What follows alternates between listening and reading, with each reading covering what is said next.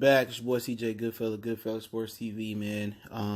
I was going to leave this alone, but the comment section, they keep bringing it up that Richard Pryor Jr. said, basically he suggested that Paul Mooney actually did, actually touch him or sleep with him. And he kind of gave a timeline as well. But hey, let's talk about it. Make sure you hit that subscribe button, bell icon button. Won't miss another video. Now we talked about Richard Pryor's wife. And I put the tweet in the last Richard Pryor video I did a couple of days ago, or her Twitter page, and she said that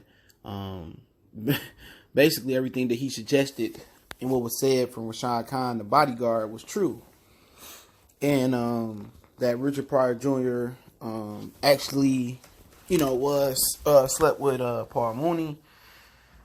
And Richard Pryor said whatever happened, it happened in the 70s. And basically he didn't want to talk or relive it. But he suggested, and I'll link this article, interview link, all that's going to be in the description for TMZ. And they got the interview, or they paid somebody for the interview. I don't know what they did, but it'll be in the description. And, he was just basically like, yeah, something did happen, but it happened a long time ago. It happened in the 70s. He was trying to say it did, but at the same time, he really wasn't trying to speak on, because of legal ramifications, I would think, or maybe he didn't want to relive that. So he's supposed to be an actor.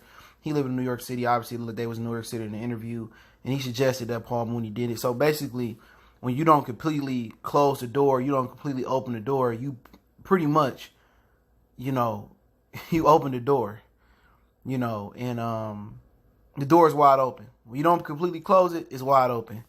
And he basically said that he didn't name Paul Mooney. He suggested that he did it, and it did happen a long time ago. And he was a teenager when it did happen.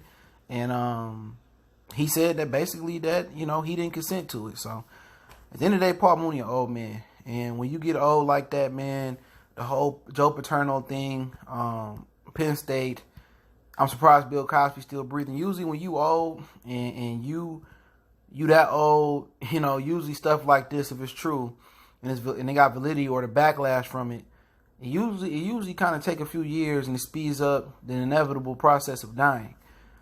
But his publicist, and like I said, I try to tell as much as I know. I don't try to, I'm not jumping down, on him or nothing like that. Pause.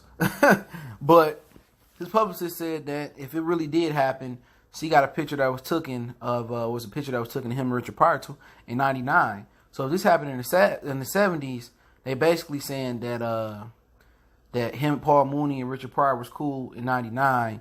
So it's totally malarkey. It's bullshit. But my whole thing about it, Richard Pryor died in 2005. Now I don't know the timeline which Rashawn Khan gave it. I'll link that interview in the description as well. And what was his timeline? But my whole thing, maybe Richard Pryor found out after that, in 99. Maybe found out later in 99 or 2000 or something like that. But at the end of the day, Paul Mooney need to come out and make a statement and don't make it through his publicist. You know what I'm saying? But it is what it is. If Richard Pryor Jr., he ain't pressing no charges or he don't want to talk about it, I mean, it's case closed. That's something that Paul Mooney going to deal with for the rest of his life. But the whole security guard thing, him, opening up for his personal gain, that shit was whack. You know what I'm saying? That's what all these old dudes continue to snitch. You know what I'm saying? And people saying, well, you protecting. I ain't protecting nobody. All I'm saying is, why he wait about 15, 14 years after Richard Pryor died? Why did he wait?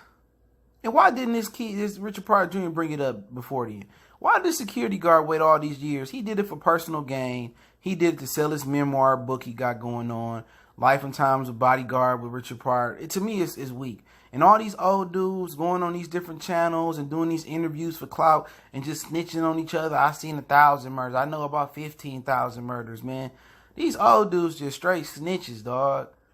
No matter if it happened 10 years ago, 10 minutes ago, 50 years ago, 50 seconds ago, and you tell it, you a snitch.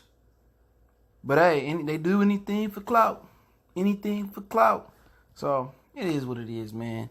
Hopefully they can put it to bed, but Paul Mooney got to deal with that. And if you did it, you know you did it. Yeah, that's the face you probably gonna have when they lay you to rest, man. But hey, Goodfella Sports TV. Don't forget we on Facebook, Instagram, Twitter. Reach out to the email if you have a business question, inquiry, sponsorship, video request. Share the videos. Appreciate their love, support. All the information is in the description. We gone.